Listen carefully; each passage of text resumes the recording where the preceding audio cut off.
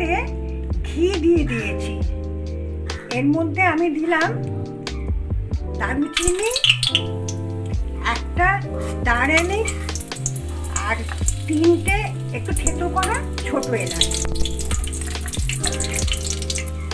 ধুয়ে জল ঝরানো চিকেনগুলো এর মধ্যে দিয়ে দিলাম।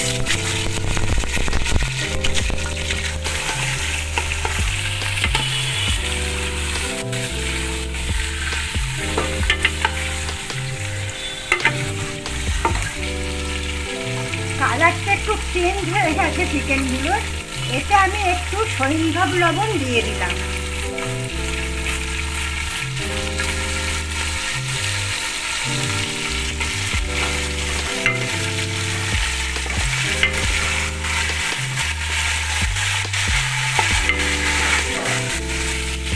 এতে ফুটন্ত জল দিয়ে দিলাম।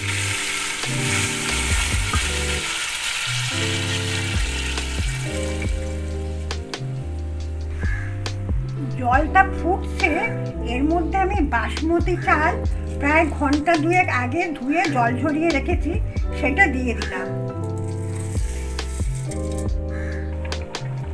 চালটা বড় বাটির 1 বাটি ছিল, আমি সেই জন্য 1.5 বাটি ফুটন্ত জল দিয়েছি। এর মধ্যে এবার একটু আমি জায়ফল গুঁড়ো দিয়ে দিলাম।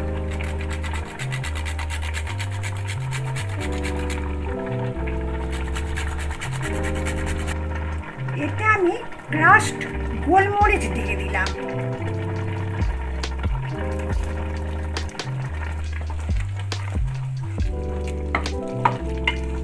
গোলমরিচটা আমি স্বাদ মতন দিলাম।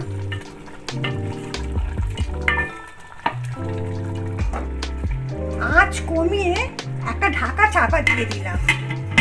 15 মিনিট বাদে খুলব। মিনিট 10 বাদে ঢাকাটা খুলে দিয়েছি। এরপরে আমি ফুটন্ত দুধেতে কেশর ভিজিয়ে রেখেছিলাম, সেটা দিয়ে দিলাম।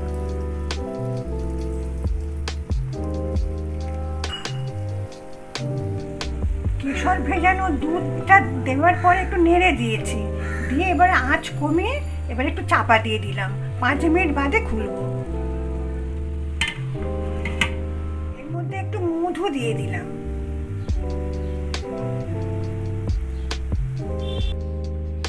রেসিপিটা রেডি হয়ে গেছে। আপনারা প্লিজ ট্রাই করবেন, আমার পাশে থাকবেন। নমস্কার।